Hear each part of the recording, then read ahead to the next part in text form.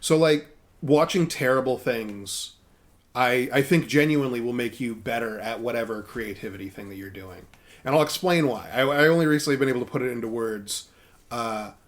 Genuinely, I think when you watch like a shitty movie or like read a terrible story and you can tell that it's bad, like a lot of isekai things turn out to be, I think that that is like a sign of an excellent like part of your brain engaging and will help you grow, because what you can consider there is, how can I make that work?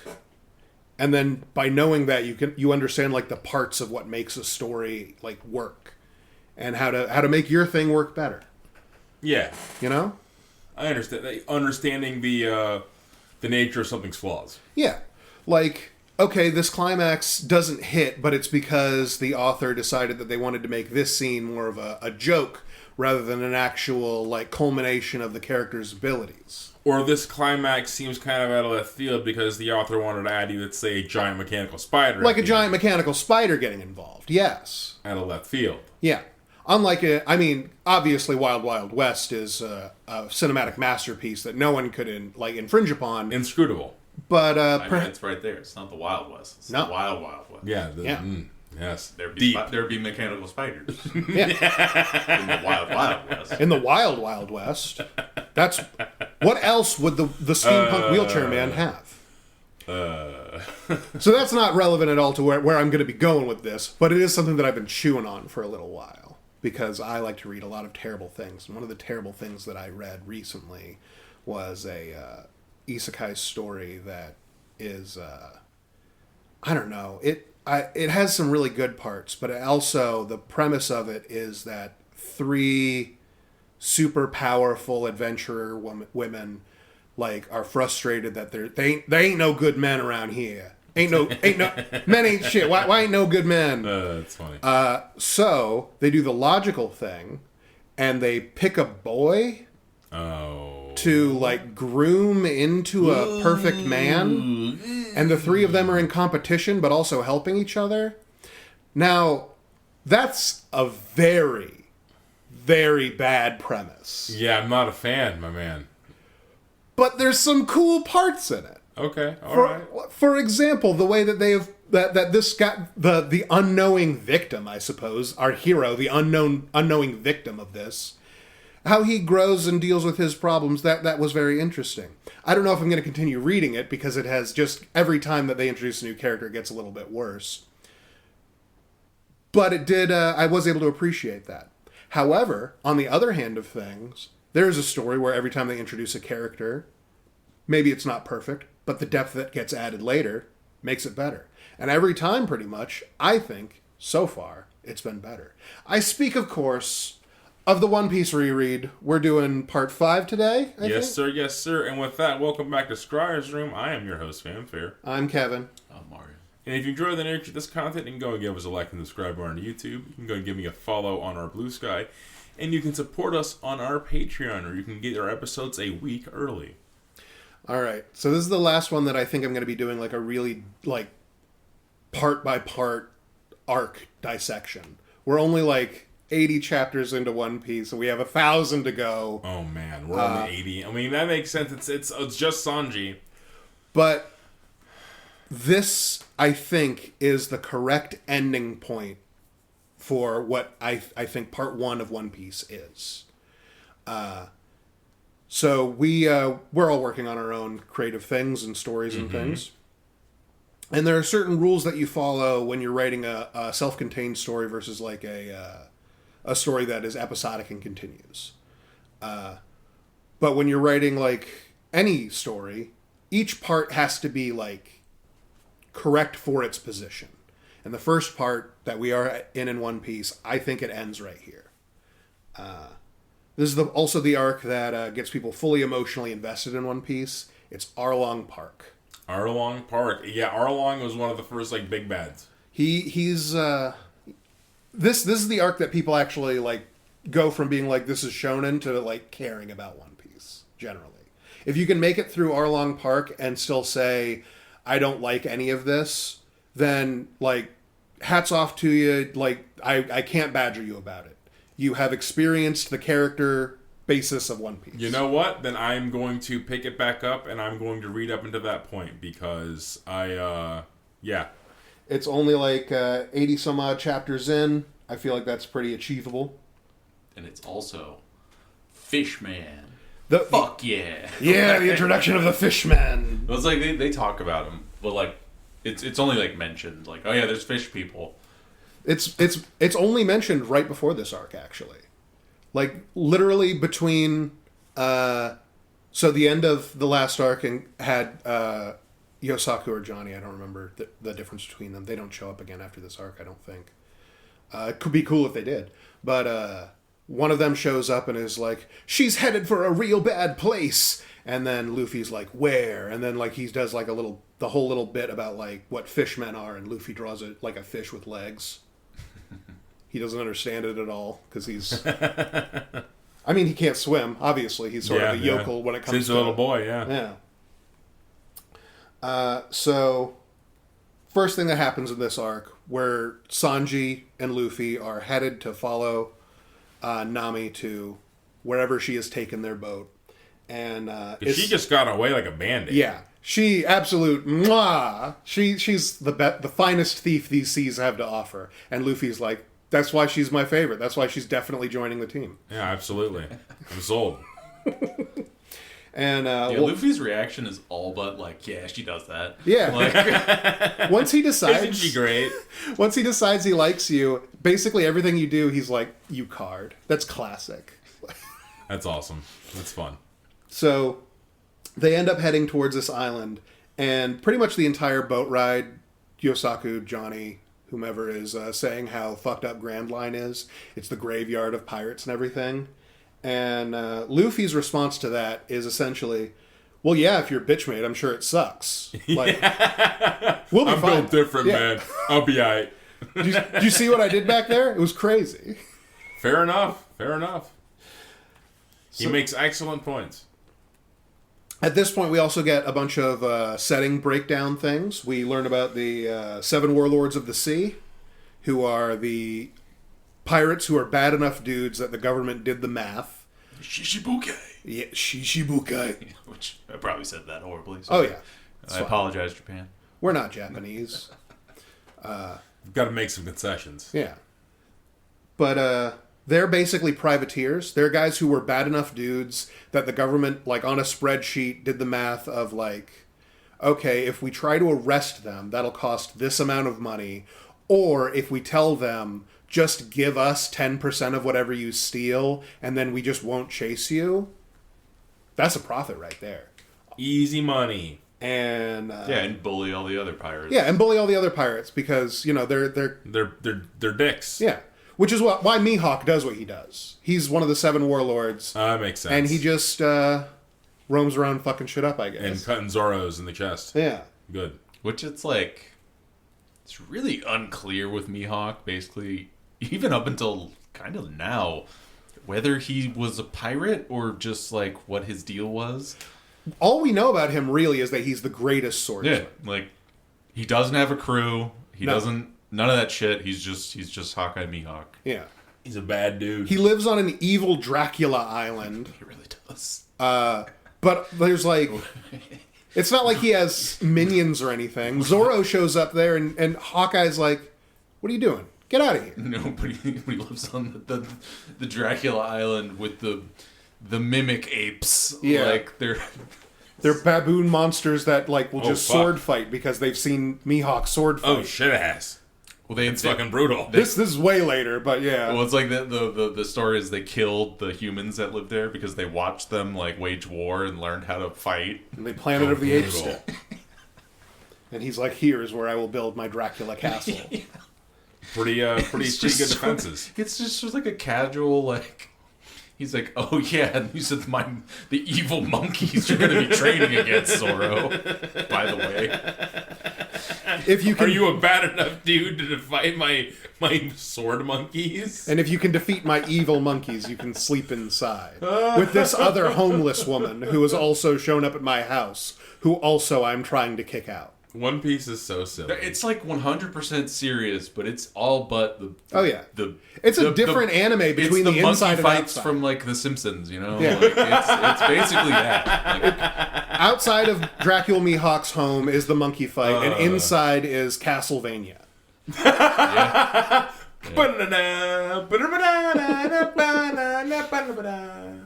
So, we also at this point, because we're getting a bunch of lore dumps about like what fishmen are and the seven warlords of the sea, we also get to hear about a man named Jinbei who is not going to show up for hundreds and hundreds of chapters. Oh man, see, I remember one of the things that got me to admit One Piece is a masterpiece is Mario. There was a point in at one point we were watching anime together a lot, and he was putting One Piece on. I was watching it with him, and this fishman named Jinbei shows up. Yeah. And Mario's like, "Oh, what? Jinbei?" And this is like episode 800, 900 something. Yep. Like, Sure is. So like it's pretty late in the game, and I'm like, "Who the fuck is this fish face motherfucker?" And he's like, "This guy hasn't shown up since the Fishman arc." And like I'm doing like the meme of like the calculus thinking back, and I'm like, "Wait, that's like one of the first arcs, isn't it?" And he's like, "Yeah, Sure is. So I was like,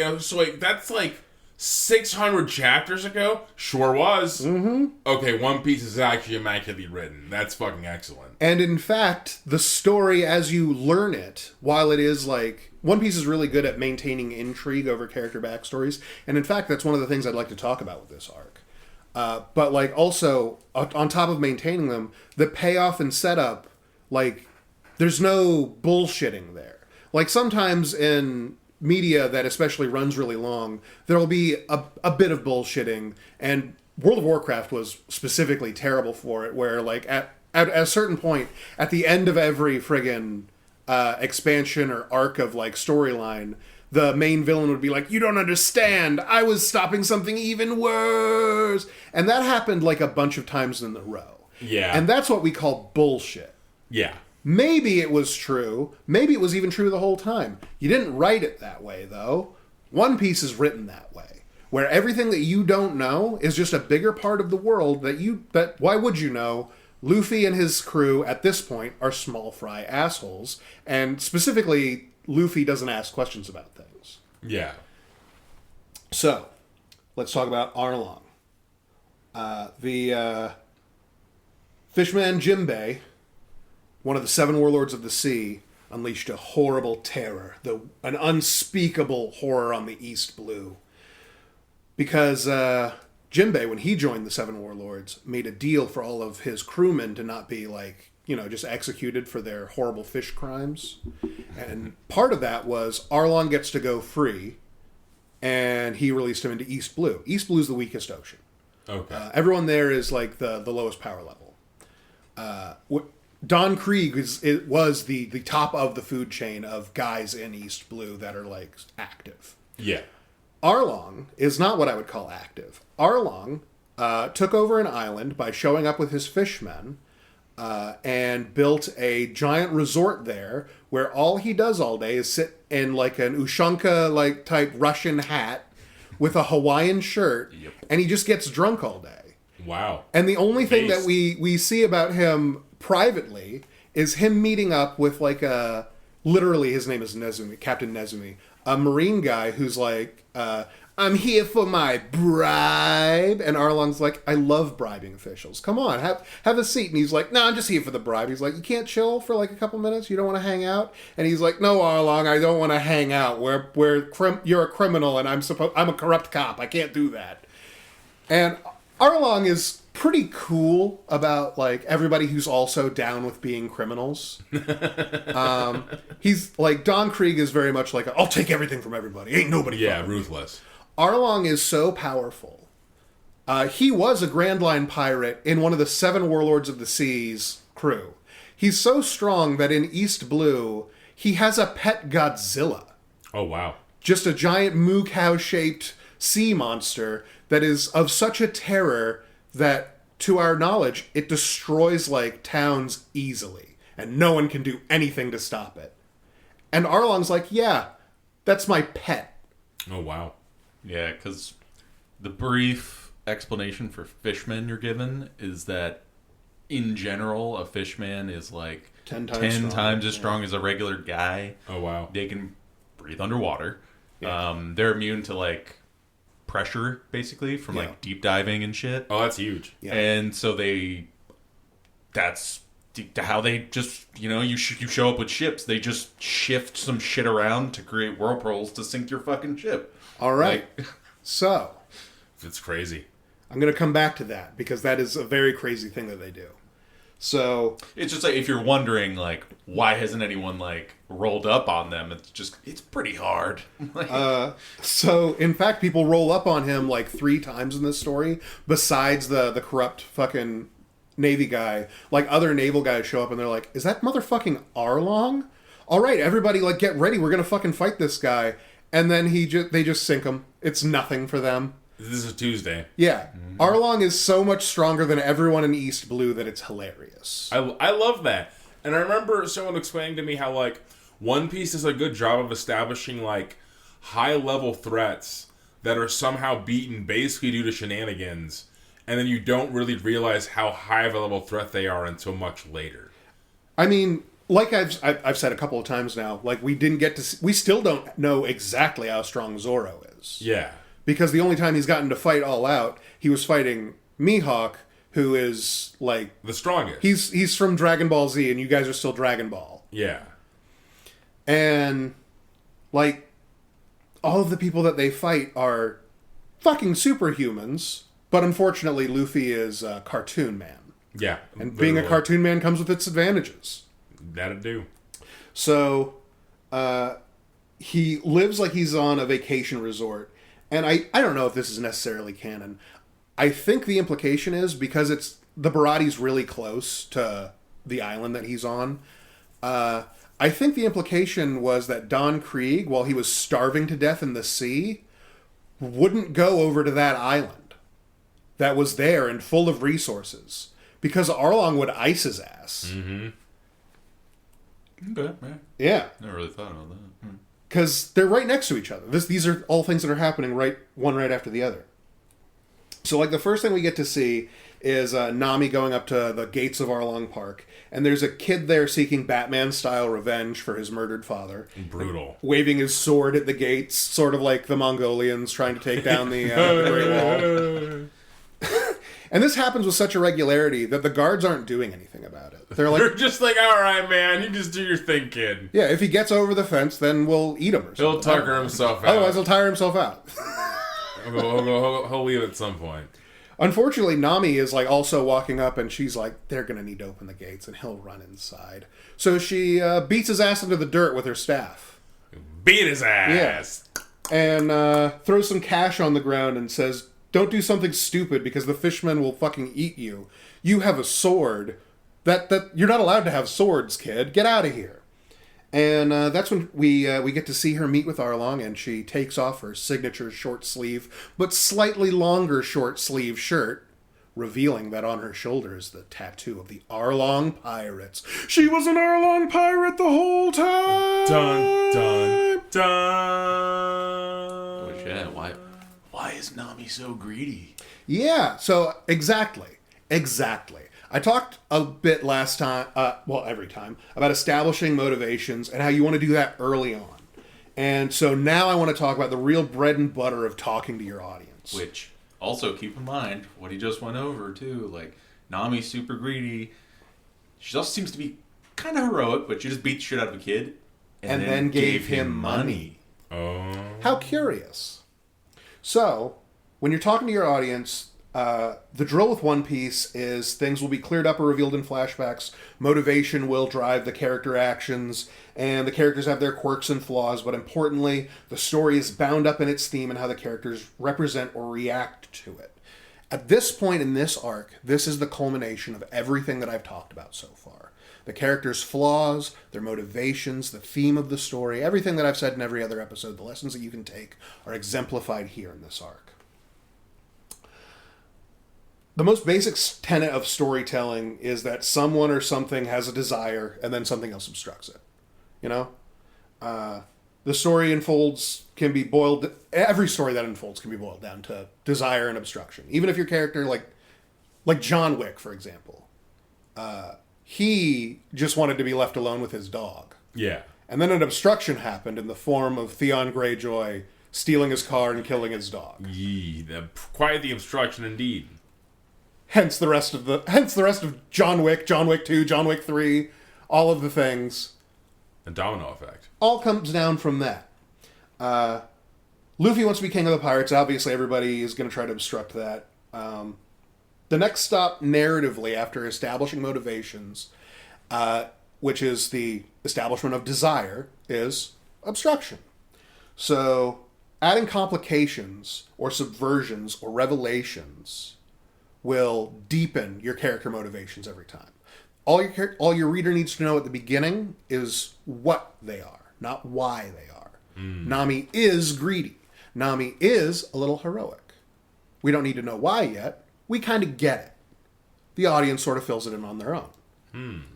That's one of the things I talked about a long time ago was when you introduce a character, they should be the most themselves. Yes, very good advice. That is just all the information your audience needs until you're ready to make it a subversion and revelation for their character. So we knew Nami's desire was treasure, and also, parenthetically, that Nami hates pirates, but she got along well with the Straw Hats.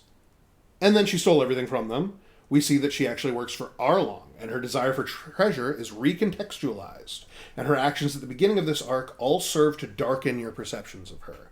She is fully like, hey, Arlong, I just got back from robbing those, and then just whatever slurs for pirates that she has on hand. Yeah. I don't know any of them besides, like, I think Buffoon is technically one. Scallywag, that's Yeah, just... Rapscallion, maybe? The way you said it was just like, yeah, those sea bitches. Yeah. And by pirate slurs?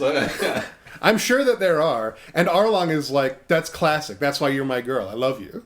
And we also get to hear a little bit about Arlong, who is just a fishman supremacist. Oh, baby. He's got fish racism going through everything that he does. All he talks about is how humans are lesser. Okay, so Kevin described him a little bit. But I just had this... I never put this together. Tell me if I'm wrong. Tony, I don't know if you're too familiar with what Arlong looks like. But he said he's a fish man. Specifically, he's a shark man. Yeah. Yes. The note that I have here, I'll tell you after. So imagine a giant shark man dressed as he said. Yeah. But he's Howard Stern. Yeah. A little, yeah. I was going to make mention that he has Usopp's nose with PvP enabled. That was my bet. You know, it's like a saw nose, right? Yeah, he has like a sawtooth nose. He's a sawtooth shark. That's awesome. Which many of you will recognize from Legos more than anything. Yeah. The saw-nose shark. But, he's pulling it up. It's because, like... It doesn't make a lot of sense unless, like... He really is just Howard Stern. He's just a giant, evil Howard Stern. Yeah. God bless. The hair and everything, like... Yeah. Excellent character He design. even wears sunglasses sometimes. Excellent character design. Impeccable. In the flashbacks that we see of him, he's a sunglasses boy, yeah. Yeah. So, what we get to see about Nami recontextualized and tried to be darker, like here... we also get to see that she's kind of naive as a character, actually. She's very, like, intelligent and, like, driven, but, like, all of One Piece, the characters' flaws are, like, what they are exemplary in is also their key flaw. Like, Luffy being so, lackadaisical is, like, that's what leads him to be, like, I'm gonna be king of the pirates, and also why, like, everything works out for him. But also... it's why the first chapter that we get to meet him, he's sinking in a whirlpool in a barrel, not like in a boat.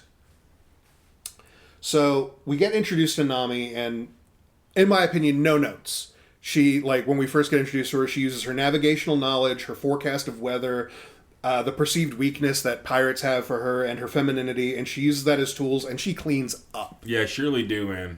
That is a really great introduction for a character.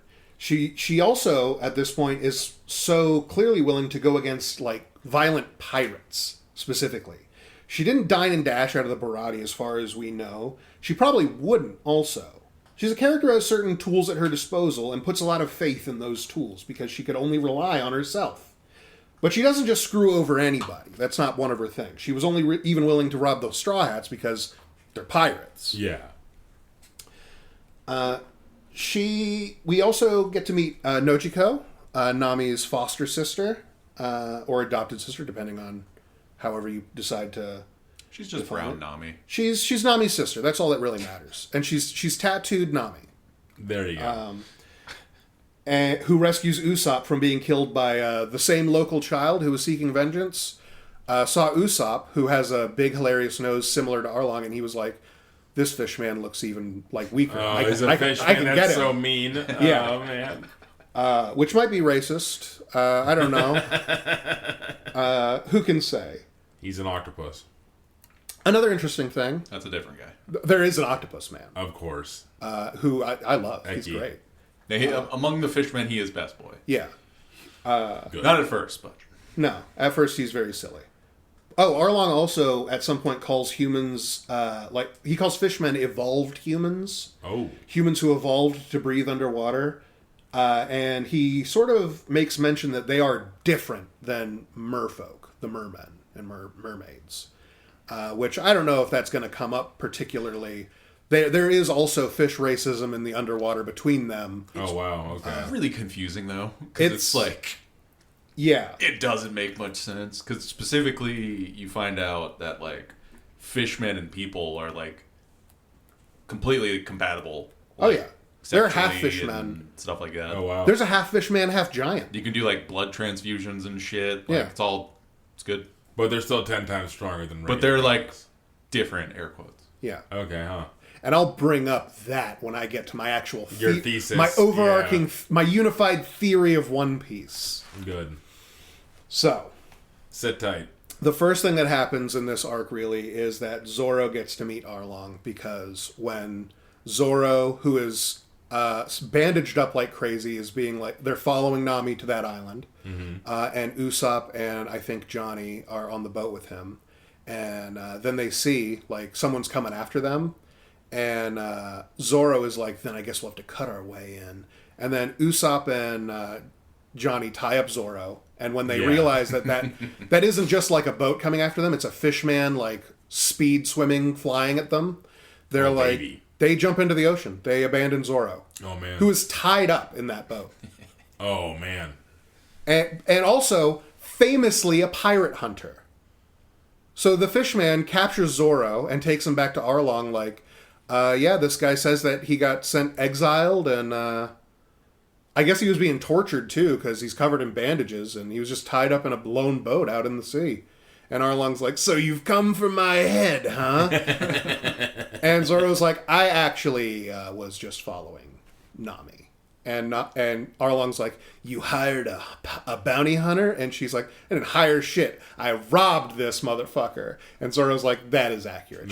She robbed us. That is what happened. Which, it's the classic, like, Zoro's like, Nami, come on, we're bros, right? And Yeah. she's just like, I don't know, this asshole, and like, like hits him in the nuts or something, and then She punches him right in the wounds, and then Zoro's like, oh, so you don't care about us at all, huh? yeah, and then of course Zoro being Zoro is just like, you had us completely fooled, and then So he does the whole bit of like, so I guess we had you all wrong. You're really down and dirty to the core. You never cared about us at all. And she like gets a glint in her eye like, that's right, bitch. And then he's like, then I suppose you won't care if I jump backwards into the ocean while still tied up. And he jumps backwards into the ocean while still tied up, and she immediately like jumps in to save him. And he's like, I knew you loved us, you bitch. Aw, that's so wholesome. and then meanwhile Nami's like, I was doing a bit, you asshole. Yeah. She's like, what are you some kind of asshole? Do you want us to lose? Do you think that the end of my plan is then me and Arlong are going to go drink together? Obviously, there's more to this. And whenever it's Luffy or Zoro, it's like, well, why didn't you just say that? Like, Yeah. Yeah, God, I love. Do you remember that we beat up everybody? Everybody. We just beat them up. It was easy. So, The Vengeance Kid, we get to find out he's a survivor of a village that was destroyed on this island. Because Arlong has a thing that he does where everybody in town every month has to pay an exorbitant fee per person. And if anyone in town can't pay it, he summons his Godzilla to kill everybody. Jesus. And while the Godzilla's killing everybody, I guess just for the bit, he, using his superior fishman powers, picks up your house off of its foundations and turns it upside down onto its roof so no one can live there. That's so mean. Yeah, he's a mean guy. It's so much worse than just breaking it, because it's just like, it's still there. It's more in the way than rubble would be. That's so mean. Yeah. So, before he finishes, like, his Fishman Supremacist tirade to Zoro also, because every time anybody talks to him and they're like, so what's going on, Arlong? He's like, did you know Fishman are the superior race, and I am blessed by God, and you are the inferior beings? And Zoro's like, I was asking more about, like, are you going to throw me in a prison cell, or... Every time, if it's Zoro, he's just like, I just cut stuff, dude. Like, Yeah, that's all I'm about, man. Like, simple man. But then, something distracts the minions of Arlong. They find out that some guy in town has a weapon. So Arlong goes down to confront this guy who's the mayor. I think his name's Gen. He's covered in scars, and he has a pinwheel in his hat. Okay. Nice one-piece character design. And Arlong's like, I hear you have a weapon. And he's like, technically it's a replica of a weapon that I have. I'm a hobbyist. And Arlong's like, well, the rule is if anyone is caught with a weapon, I'll kill them in front of everybody. And to prove it, I've killed a bunch of people already. Are you ready to be murdered now, Mayor Gen? And he's like, I really think you should maybe reconsider that as, like, your first action. Like I said, this is a hobby thing. And he's like, no hobbies either. Everyone just fucking pay me. That's all you need to think about. Now, at this point, Usopp has gotten, like, a bunch of backstory information from Nami's sister. We don't get to know it yet, but Usopp got to. And now seeing Arlong there, and because Usopp is the bravest character, despite being the coward, because he immediately climbs up onto a roof and shoots Arlong right away. Oh, wow. Blam. And he's like, I have 8,000 soldiers hiding in the ridge behind me. I love his slices, dude. That's so good. And Arlong is like, human soldiers? And he's like, that's right, 8,000. And he's like, I have killed 8,000 men before. And Usopp's like, that can't be right. All of his crew are like, no, 8,000 is... Yeah, no, definitely. Fucking So easy. Usopp takes off running into the woods. Yup. Back at Arlong Park. Also because his little... He has a slingshot, His pellet thing, which was... It's like an explosive pellet thing. Yeah. It hit him right in the face. It just didn't do anything. Yeah. He used a gunpowder star, which later we get to see that hits with, like, a grenade of power. Oh, man. He only uses the fatal stars on, like, people... I mean, ironically, he uses it only on people that it won't work against. That's funny. But, like, he was like, I can do it. I could just one quick shot, pink mist. And Arlong was like, no, actually. Yeah. Well, it's because like, he shot him, and then it's just like... they do the classic, the cloud, and then it clears, and then Arlong is just pissed. And then his reaction is basically just, well, I guess everyone dies now. Yeah. Like, and then, cue Usopp, like, I got 8,000 soldiers. I love it. Yeah. But because he runs away, all of Arlong's dudes, like, chase, and, like, one of the dudes, like, turns to the mayor and is like, you got lucky this time. And he's like, what if I throw away the weapon? And the guy's like, that's probably for the best. And then he just goes back to chasing Usopp. Yeah, I'll do it. So he got to live. And then we go back to Arlong Park, where Zoro has been left alone in a prison cell, and Nami opens up the prison cell like, what are you, some kind of asshole making me save you in front of everybody? And he's like, yeah, kinda.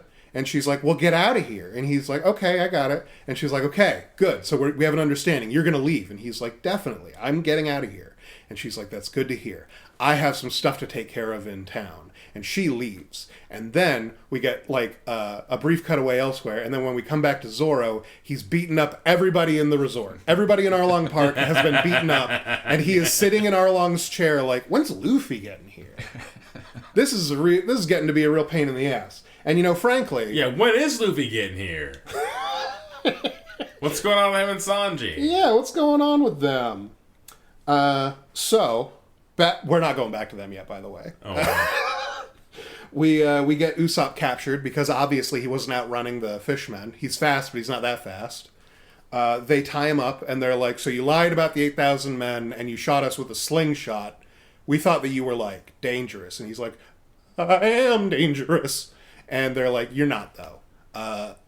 And he's like, Nami, you gotta save me. You gotta bust me out of here. And Nami is like, I am absolutely not busting you out of here. And they're like, do you know this guy, Nami? And she's like, yeah, he's part of the people that I robbed. I guess they're all coming. And they're like, Nami, that doesn't look good for you. And so to prove her loyalty, she's like, fine, I'll fucking handle it. She takes a knife and she runs up to Usopp. And she stabs him, and they're both covered in blood. And she drops him into the ocean and is like, man. that's it. Fine. And she's covered in blood. And Arlong's like, that's why I love you, Nami. That's You're so hardcore. That's so hardcore. And this is where we get the information that tells us what motivated her whole mindset.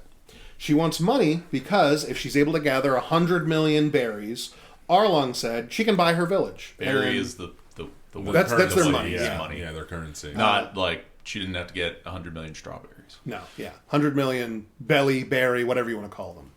100 million bucks. 100 million bucks, he will stop warlording over that specific square of this island. You can be warlord if you want, or you can just live in a fun little village. I don't particularly give a wet shit. And she's like, that's why I love you, Arlong. You love money and other people willing to do crimes. And he's like, that I do. So, importantly, also, one of Arlong's men finds a map in like the room that they will consistently lock Nami in to make her like draw maps. And they're like, we found this. That's a map of that village. And it's got a big old X on it. She's trying to buy that village because there's treasure in there. And Arlong's like, well, give it back to her. And he's like, but there's treasure in that island. And he's like, yeah, probably pretty hidden if we haven't found it yet, huh? Yeah. So give it back to her. What if she gets the treasure? Then she has treasure. Whatever, man. We're warlords. This doesn't even matter. I mean, at this point, pretty logistically, that Arlong makes it clear that he doesn't need this money with any, like, real necessity. No, it's just a thing she has to do. He just, you know, he has, like, so much money coming in. He's trying to start an empire, we hear. We don't see any evidence of that. What we see evidence of is him and his boys getting drunk in a resort. So keep that in mind. So, we at this point also find out that, you know, Nami has been the Arlong Pirates cartographer and has been nothing but helpful to the cause of being Arlong Pirates. In fact, she is so good at it that they have been like willing to like let her be like, okay, you've drawn up all the maps that we need for this like year. Go do whatever you want, and then that's why she gets to go out and rob pirates because she earns time off by being so good at cartography. Wow.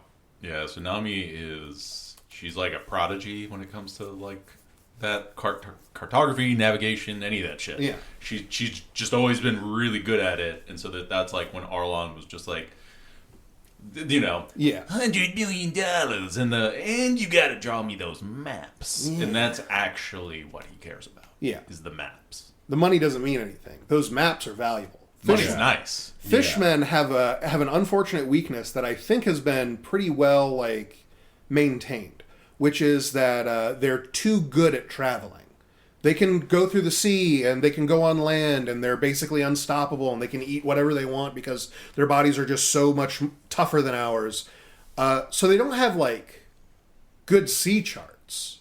We have good sea charts because we know if we hit the rocks, 100 people will die. Yeah, we have no choice. If you hit the rocks and then all that happens is now we have to patch our boat, which means that we just have to let it sink and then we can patch it.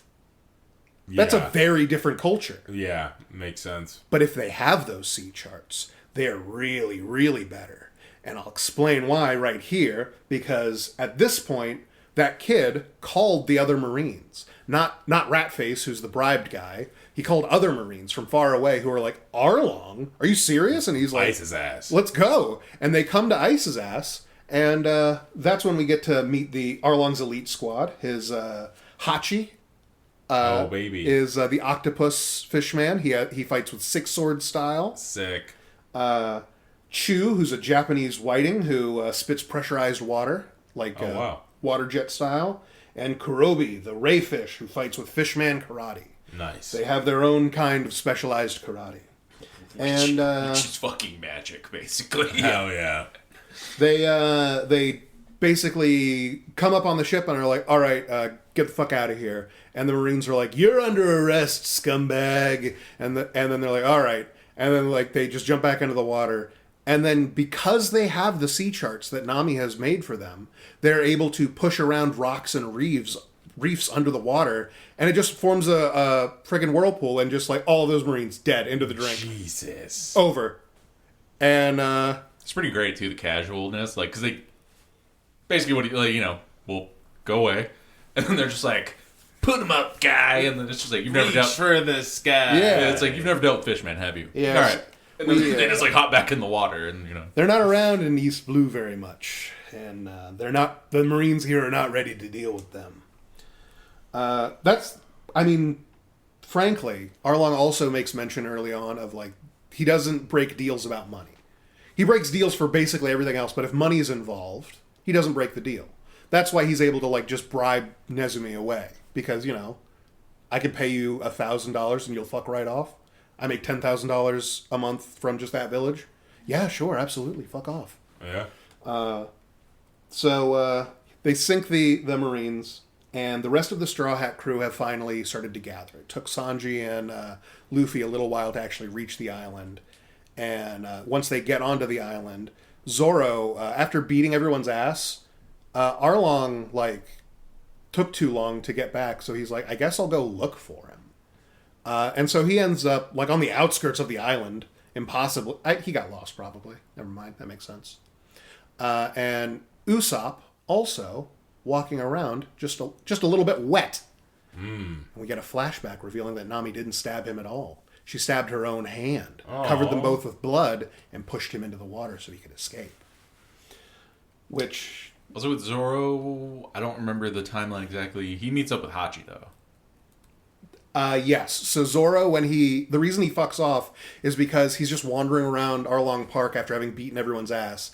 And then Hachi has, just gotten back, and he's just, polishing he has, an octopus pot that he hangs out in and uses as a taxi service. I love this. And Zoro's like, where's Arlong? And he's like, who are you? And Zoro's like, I'm the guy they just brought here. And he's like, oh, you're Nami's guest. And he's like, technically that's accurate. And Hachi's a simple boy. And he's like, well, Arlong's down in the town. There was some guy with a weapon there. It was a whole fucking thing. And Zoro's like, can you take me to town then? And Hachi's like, for a guest of the boss, anything. Aww. And he just gets in his octopus pot, and then he swims him to the other end of the island. And when he comes back, Arlong is like, who beat up all my guys? And Hachi's like, oh my god, we must have been attacked after I took your guest away. The bastard. That motherfucker, yeah. Yeah, and then Arlong is basically just like, Hachi, you idiot. And he's just like, he tricked me! I'll get him! And then he goes and swims after him. That's awesome. Hachi's a sweet, he's a good empty-headed boy. He's very empty of head, though. So before Usopp actually gets back with everybody, Nami actually shows up first. And she's like, everybody's like, you killed Usopp. And she's like, so what if I did? All of you fuck off this island. That's the only thing that I can ask of you. If you want revenge for Usopp, give me a week. God damn. Just fuck off. Fuck all the way off. And Zoro and Sanji are immediately at odds about, how do we deal with her? Because Zoro's like, we gotta beat her ass. Beat her ass. That's what you do. You gotta catch your boys. Yeah. And she is one of their boys. And Sanji is like, you get it a woman, it's not fair. And yeah.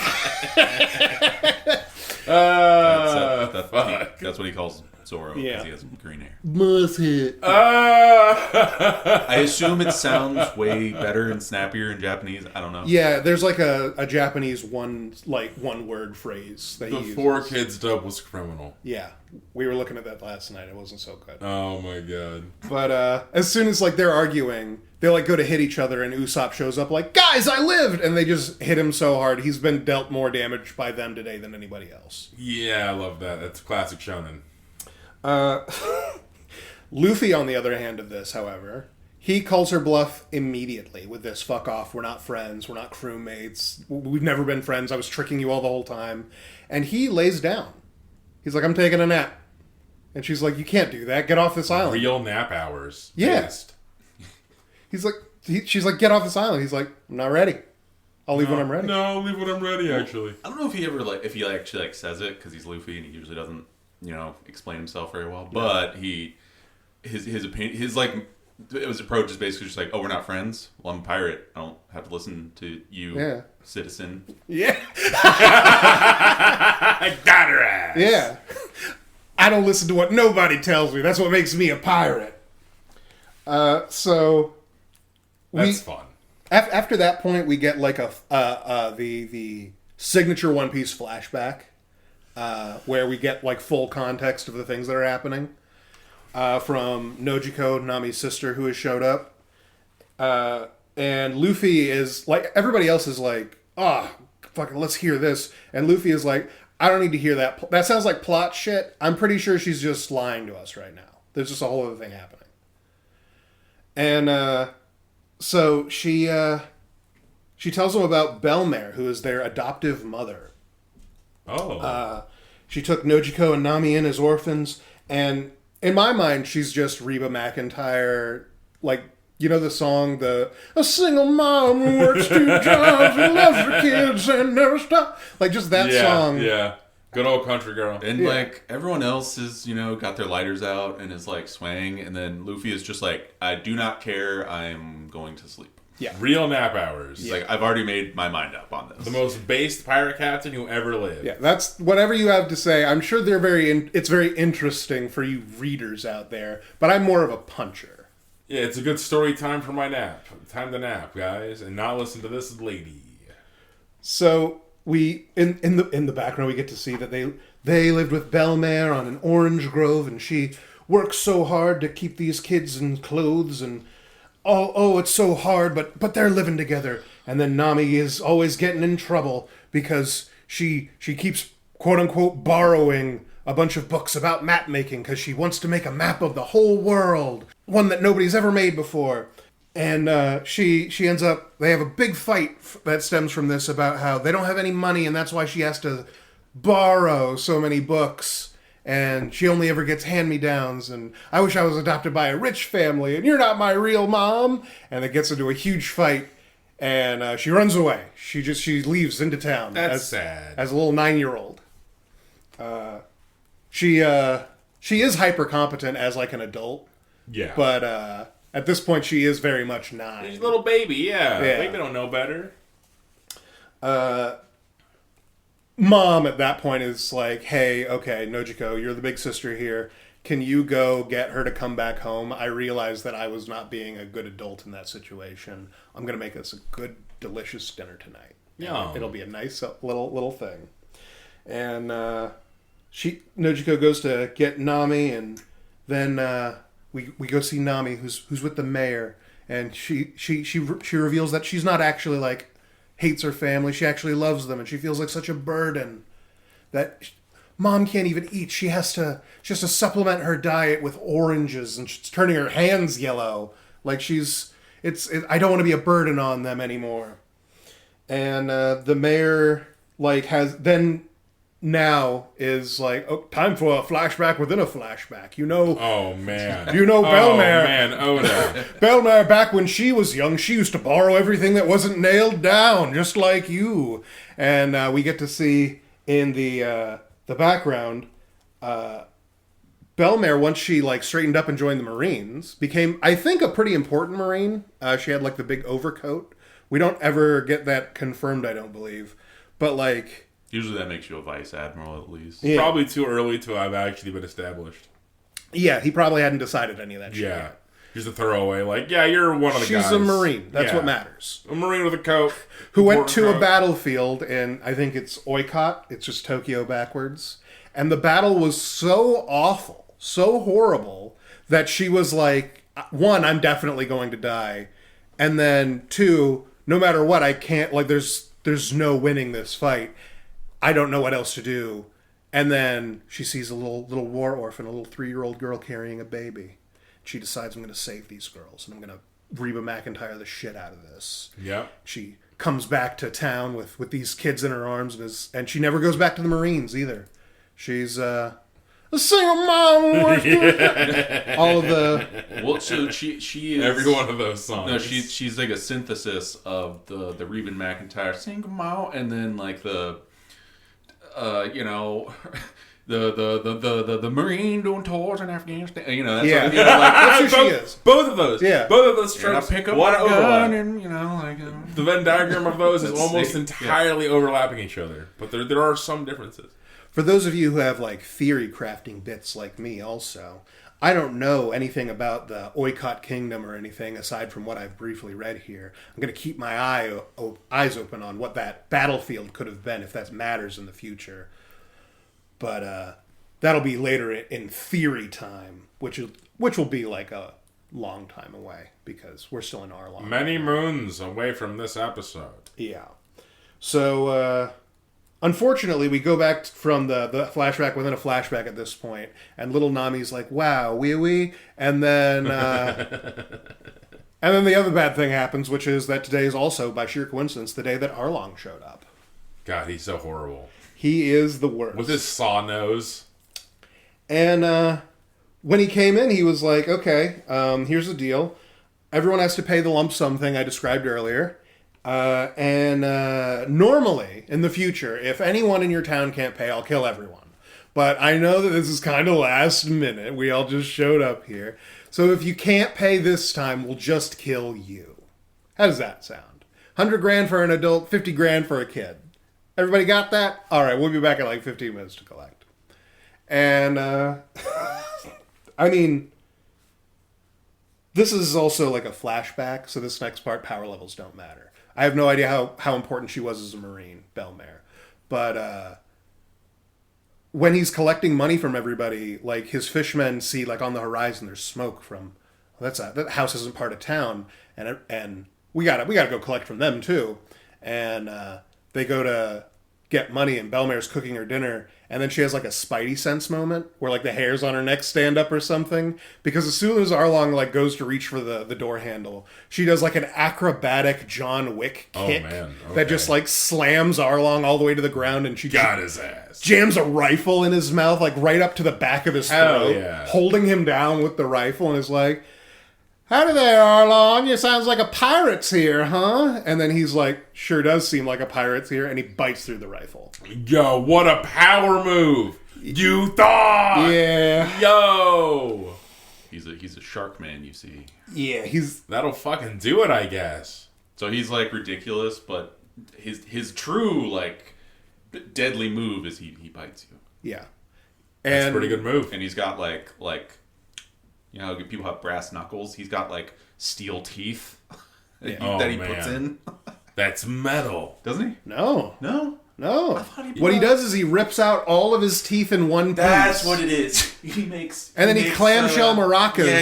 That's so brutal. Okay. Yeah. Yo! That's a great shark power. I forgot, because I think it's... Doesn't Luffy try to flex because he breaks his teeth? He breaks and then his... he's just sort of like, Yeah. haha, that's cute. And then just gross new ones instantaneously. Yeah. Because he's a shark and they just have rows and rows of teeth. That's a fun little thing. What it was. Okay. And then this is, I think, what made Arlong stop during their fight later. Tony, I was a fool. I had him putting fake teeth in. He's taking his real teeth out and making more to make weapons. That's so metal. How silly was I? Luffy later during the fight. Yeah. What the fuck were you thinking? What you're thinking of is Luffy during the fight pulls out an entire set of Arlong's teeth and then puts them in his mouth. No fucking way. Okay, that's probably what I was thinking. I forgot. Now what, Arlong? We're finally evening back. Yeah. That was definitely the Luffy move. But back to the flashback for momentarily. This is the part at which most people are like, damn, One Piece isn't kidding with some of the tragedy that they make happen. Because Arlong tells her the deal. Okay, a pirate did just come to your door. I'm willing to give you a bit of leniency. He just broke her arm, basically, in response to the whole gun thing. And he's like, but seriously, you represent an investment now. It's $100,000 per adult and 50 per kid. What do they got here? And the guy who has like all the papers from the mayor's office is like, she's never been married and she's never given birth, so just her here. And he's like, all right, $100,000. And in her mind, you can hear her thinking, I have about $100,000 in my secret savings, but I don't know. And then back around the buildings, we get to see the townspeople with Nami and Nojiko saying like, hey, you need to get on a rowboat and leave this island right now or those fishmen are going to eat your mom. It's going to be a whole fucking thing. And in what is like an absolutely heartbreaking scene, Nami like connects their lack of money with not being able to be Bel-mere's daughters anymore. Oh, it's so sad. And starts to break down. And Bel-mere, in a mirrored emotional state, says, I have $100,000. And he's like, nailed it. Perfect. This is going to be a great business relationship. And she says, and it's for my 2 daughters. I can't pretend I'm not those girls' mom. I can't pay shit for me. And the girls like run it to her at this point. They're like, we don't need new clothes. We didn't mean it. My dream is to show you the map of the completed world. And like, oh, they're crying, and she's like, I love you girls. Don't ever give up. Always be good. And remember, if you could smile, you can survive. And if you can survive, you can always have like more opportunities for good things to happen. And Arlong, being a pirate from the Grand Line, who was one of the boys of like one of the big deal 7 warlords, is like, all right, $100,000 for the kids then. Would you like to be shot here or around back? And he shoots her right in the head. She's dead. Yo! Right before her children's eyes. One Piece isn't PG at all. No. It's a lie. The wow. He wasn't bluffing. Hardcore in Japan. God damn. And yeah, that's like a thing a lot of strong pirates do for no reason, is they'll use a gun. Yeah. Just to be a dick. Just the flex. Wow. Like, That's how you know it's personal. No use for a pistol, but he uses it anyway just to be an asshole. They don't make guns that work on him.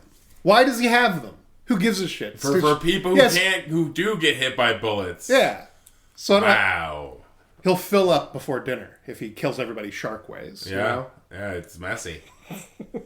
So the last thing that happens in this little flashback is the pirates find the sea charts that Nami was making and decide to take her as well. They just take her with them.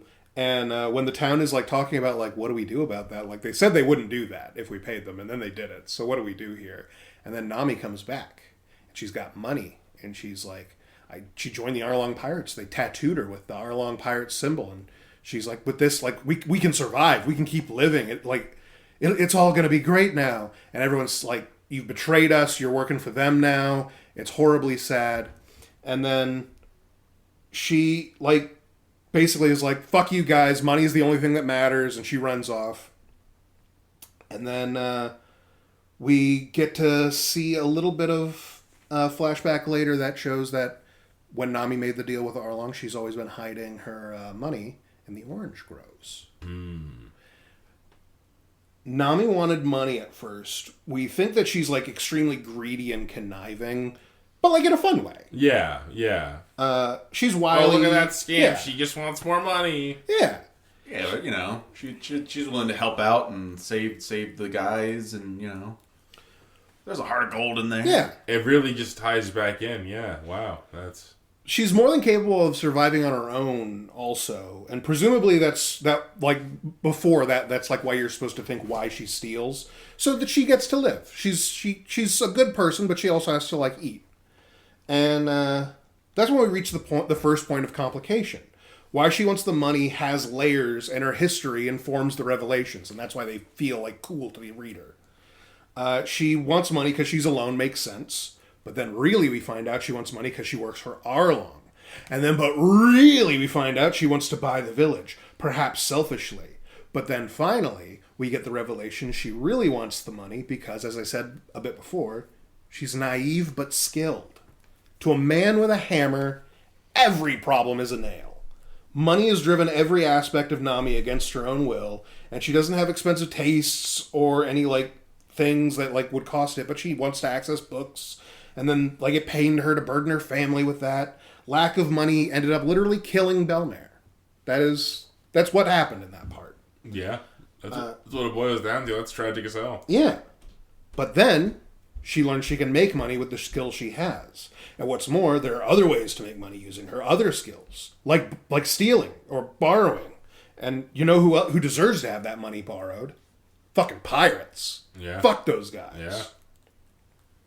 So when Arlong gave her the goal of buying the village in exchange for money, which is the one thing Arlong, like, respects, she jumped at that chance. It made sense. It was a thing she could do. They can't fight him, but he can be bought out. Desire has met obstacle, and now she has a clear direction of how to overcome it. Her desire to not get other people involved also was being constantly challenged. Because the Straw Hats want to help her. Their desires come to directly challenge one another. She doesn't want their help. In fact, she's kind of almost done with the whole, like, paying off Arlong bet. She's almost got all the money. Which is why, at this point, Captain Nizumi, the naval guy who is the bribed guy, the rat face, he goes to her orange grove and he digs up all of her money that she was saving because it was stolen. No. That's against the law, young lady. This is all evidence now. And I'll have to put it in my special evidence locker. Yeah, I'll have to take this blood money. Yes. A lot of it had blood on it. Oh, And she's man. like, that was my blood. And he's like, even worse. Oh, man. And we find out that this is like, she's immediately like, Arlong pays you to not do things just like this. And he's like, that isn't the case today. And we find out Arlong doesn't want that 100 million berries at all. He could give a shit. He makes that in a month. Like, it's nothing. It's an amount he already has. He has a domesticated Godzilla. Yeah. You think that's It's kind cheap? of a big deal, yeah. He's rolling in it, but you know what he's not rolling in? Map makers. Map makers. Nami's one of the best. So if she brought the money, he would obviously honor the deal. He'd be bummed. But, you know, if he can make it so that she can't bring him the money, well, you can just try again. Start saving again. We'll talk. You know? He's not a completely unreasonable man. God bless. To which the entire town is like, all right, I guess it's time we have to try to murder Arlong and probably all be murdered ourselves now. That's the final straw. Yeah, that'll do it. And we also get big reveal moment here. The town knew about Nami's plan this whole time, about saving up the 100 million, and were kind of secretly helping and facilitating where they could.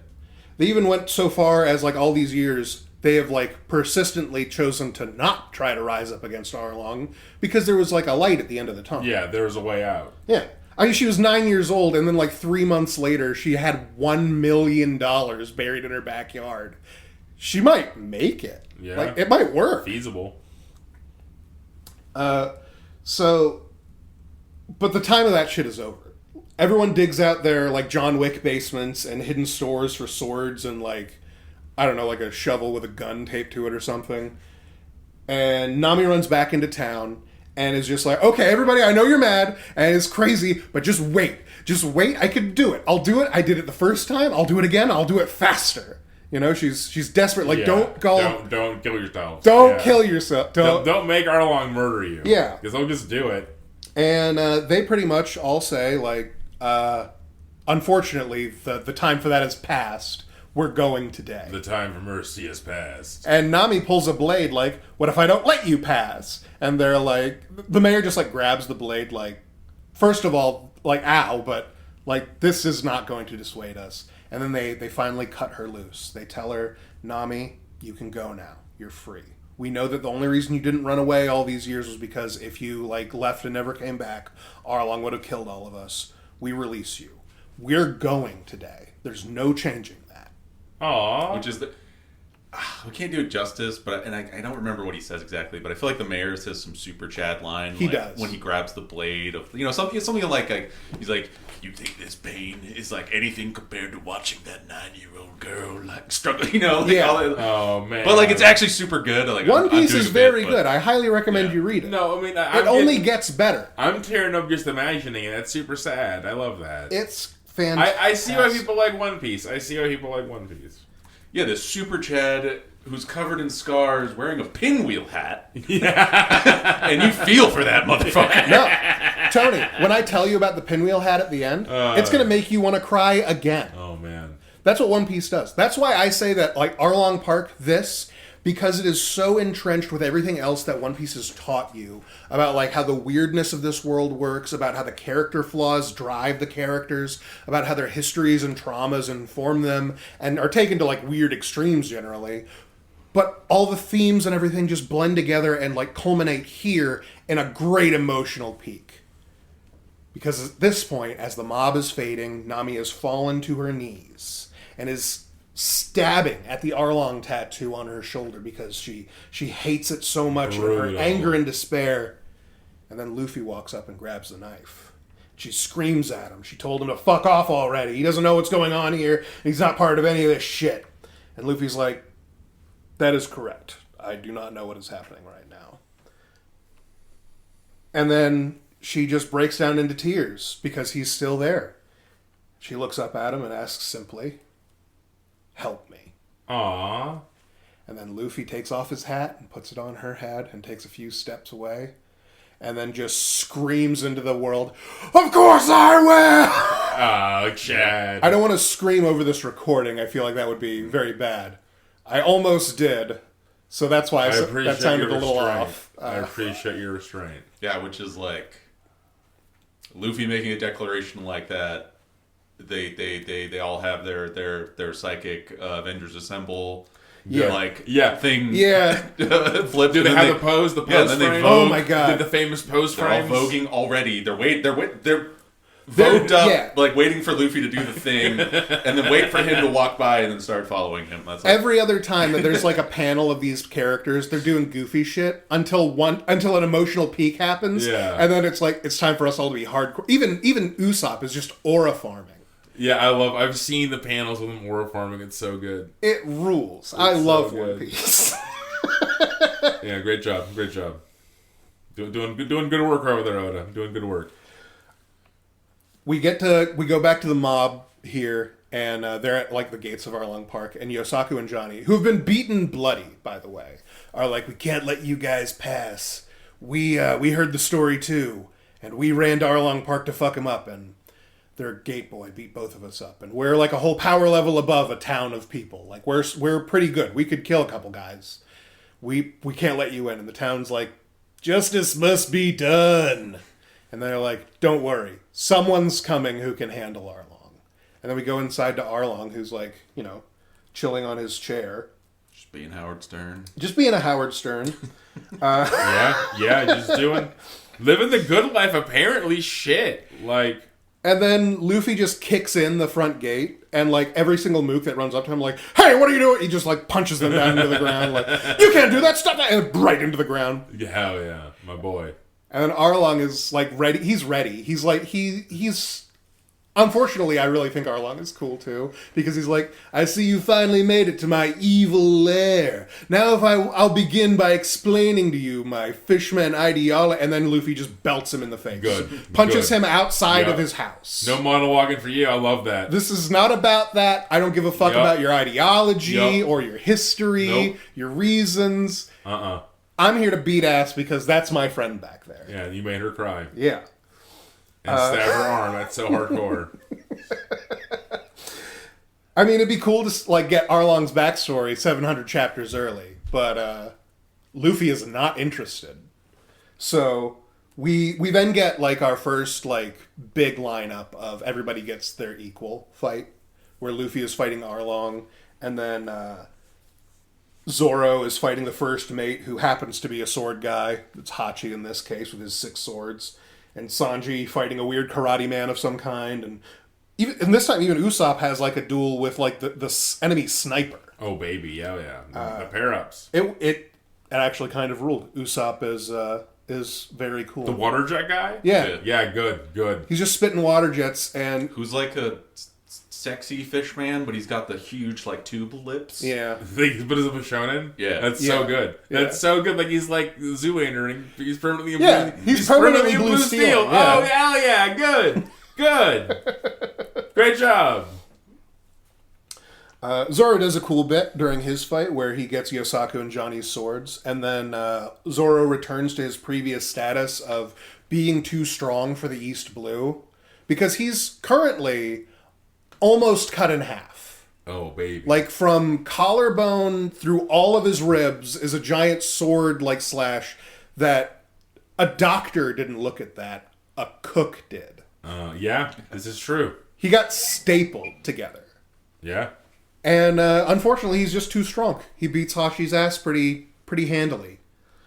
Sanji fights the fishman guy who, when he jumps into the water to save Luffy because Luffy stomped his feet into concrete to do a move that was pretty cool. Destroyed like all the park. He just like Pretty sarcastic. yeah. Unfortunately, Arlong then is like, your feet are stuck in concrete, and he's like, that's right. You'll never knock me down, Arlong. And Arlong just like grabs the piece of concrete and just drops it into the water. Oh, man. And Luffy's like, you can't do this! Oh, No! God bless. That'll do it.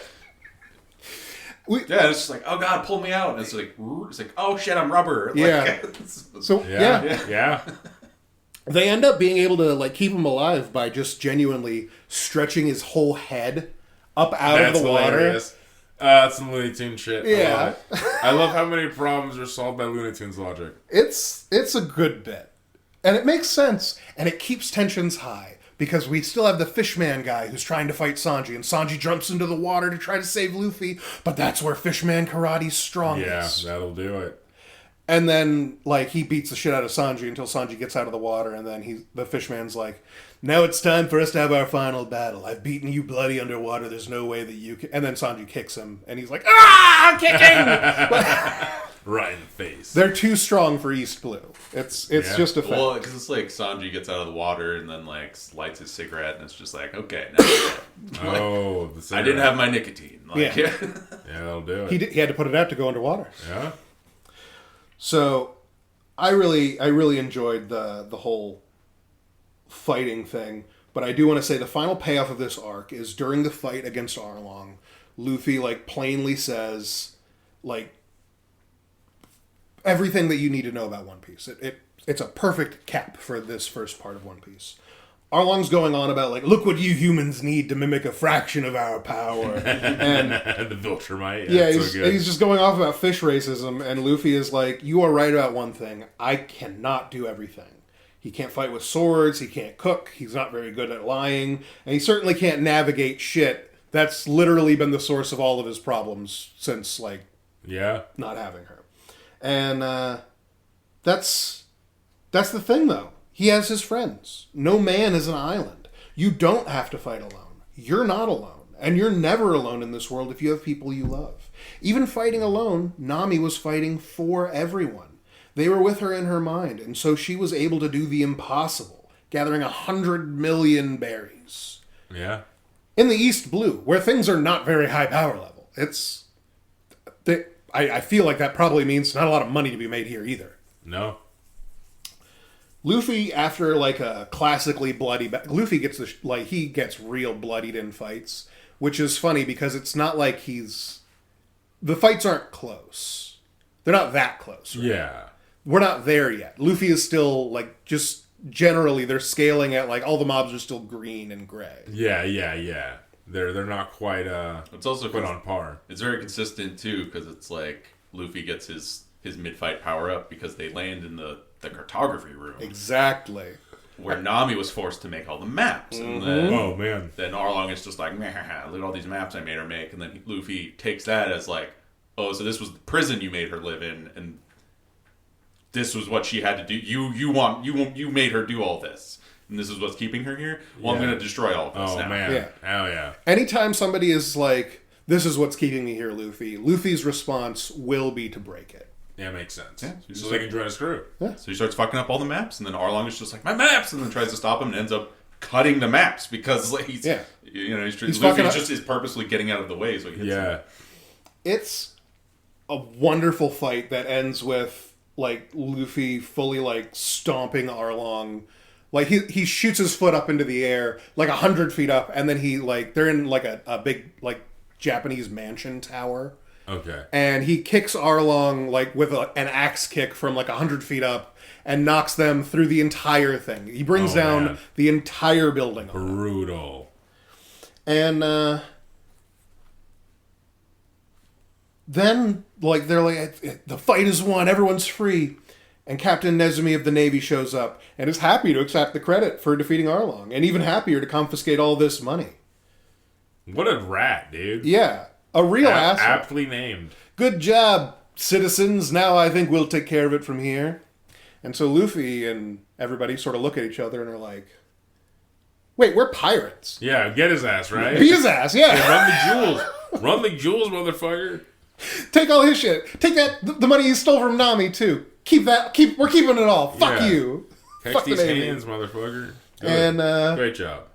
That is when the beaten, bloody Nezumi returns to the Marine base.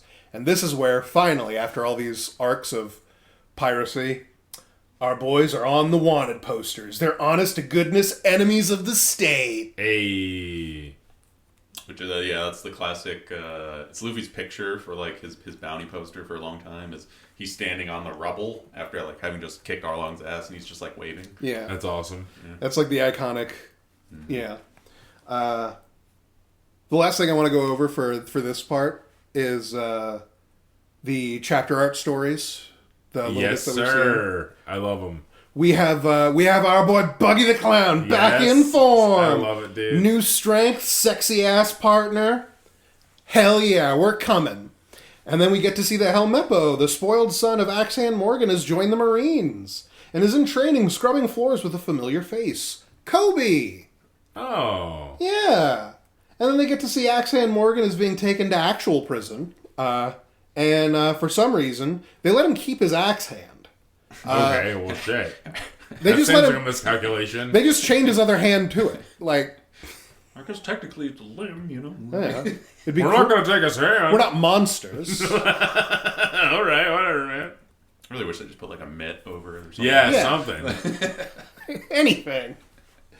We also get our first technical introduction to Vice Admiral Garp, which right now doesn't mean anything to anybody reading One Piece at this point in time, unless you've read Romance Dawn and you know that Garp is the name of Luffy's grandpa.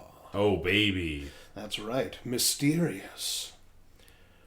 Last little bit that I have for this is I want to say that this is what I consider the part one of One Piece. If you read up through Arlong Park and then you're like, this is not for me, then you have given One Piece its fair shake. Which means I need to reread it because, that was currently the case. I would recommend it. The first couple arcs are, like I said, One Piece has to teach you how to read One Piece. It's a massive scale of and things. you've done a good job pitching it to me. I'm definitely interested in giving it another go if I decide to pick something up in the recent days. I highly recommend it. It takes a minute, but I think it's worth it. Yeah. 100%. And with that, we're going to end tonight's episode. Thank you so much for listening. If you enjoy the nature of this content, go and give us a like and subscribe on YouTube and give me a follow on Blue Sky. And you can support us on our Patreon. I'd also like to have a big thanks to our Patreon supporters, Uncle Matty and Midnight Grimoire. Your support helps keep this content coming and allows us to up our production quality and keep these laughs going. Thank you so much. Good night, everybody. Bye. Good night.